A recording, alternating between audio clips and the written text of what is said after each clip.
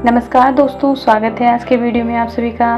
दोस्तों, आप सभी को पता होगा कि कार्तिक माह जो होता है ये त्योहारों का माह होता है और इस माह में बहुत ही प्रसिद्ध तिथि पड़ती है और बहुत ही शुभ दिन आता है, तुलसी विवाह का दिन। कहा जाता है कि इस दिन भगवान विष्णु अपने जागृत अवस्था में आते हैं और माता तुलसी का और शालिग्राम जी का विवाह इस दिन किया जाता है और इसी दिन से हमारे भारत में शुभ कार्यों की शुरुआत की जाती है कि इससे पहले भी कोई 4 महीने तक जो है विष्णु जी सुसुप्त अवस्था में होते हैं तो कोई भी शुभ कार्य नहीं किए जाते हैं। इस दिन से सभी शुभ कार्य शुरू हो जाते हैं। तो आज हम आप सभी लोगों के लिए तुलसी विवाह की कथा लेकर आए हैं। तो आइए कथा शुरू करते हैं। एक बार शिव जी ने अपने तेज को समुद्र में फेंक दिया था। उससे एक महातेजस्वी बालक ने जन्म लिया। यह बालक आगे चलकर जलंधर के नाम से पराक्रमी दैत्य राजा बना। इसकी राजधानी का नाम जलांधर नगरी था। दैत्यराज कालनेमि की कन्या वृंदा का विवाह जलंधर से हुआ। जलंधर महाराक्षस था। अपनी सत्ता के मद में चूर उसने माता लक्ष्मी को पाने की कामना से युद्ध किया, परंतु समुद्र से ही उत्पन्न होने के कारण माता लक्ष्मी ने उसे अपने भाई के रूप में स्वीकार किया। वहां से पराजित होकर वह माता पार्वती को अपने पाने की लालसा से कैलाश पर्वत पर गया।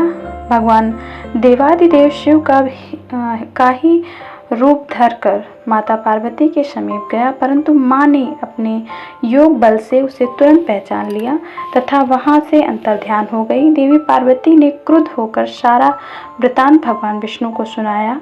जलंधर की पत्नी वृंदा अत्यंत पतिव्रता स्त्री थी। उसी के पतिव्रत धर्म की शक्ति से जलंधर न तो मारा जाता था और न ही पराजित होता था। इसीलिए जलंधर का नाश करने के लिए वृंदा ने पतिव्रत धर्म को भंग करना बहुत ही आवश्यक था।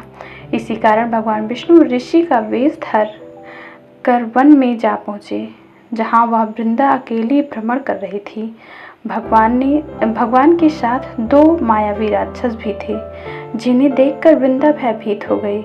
ऋषि ने वृंदा के सामने पल में दोनों को भस्म कर दिया। उनकी शक्ति देखकर वृंदा ने कैलाश पर्वत पर महादेव के साथ युद्ध कर रहे अपने पति जलंधर के बारे में पूछा।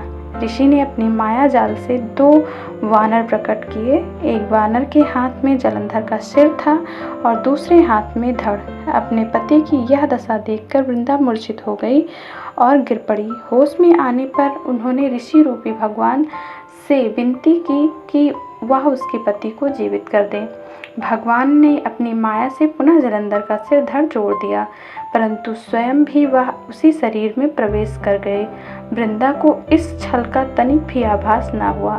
जलंधर बने भगवान के साथ वृंदा पतिव्रता का व्यवहार करने लगी, जिससे वह सतीत्व भंग हो गया।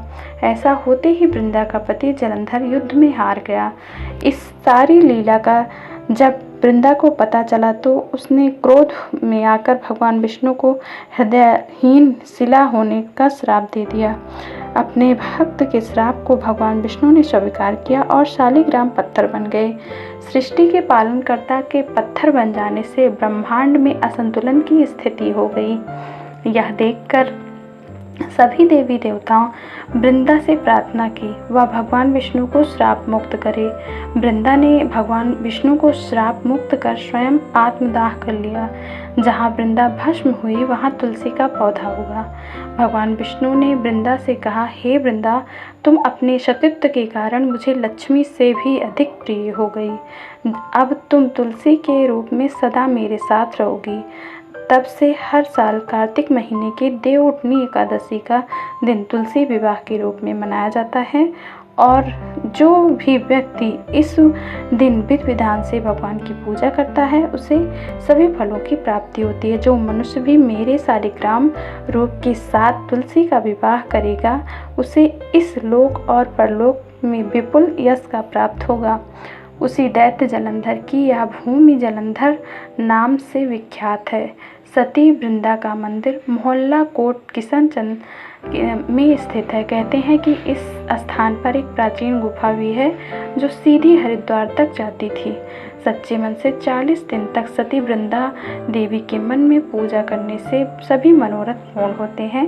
जिस घर में तुलसी होती है वहाँ यम के दूत भी असमय नहीं जा सकते हैं।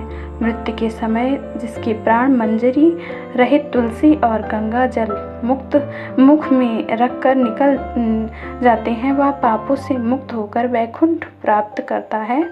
जो मनुष्य तुलसी व आंवले की छाया में अपने पितरों का श्राद्ध करे उसके पितरों का मोक्ष की प्राप्ति है। दोस्तों, उम्मीद करती हूँ आप सभी को यह कथा अच्छी लगी होगी। अगर वीडियो पसंद आया हो तो प्लीज़ चैनल को सब्सक्राइब करें और वीडियो को लाइक करना ना भूलें।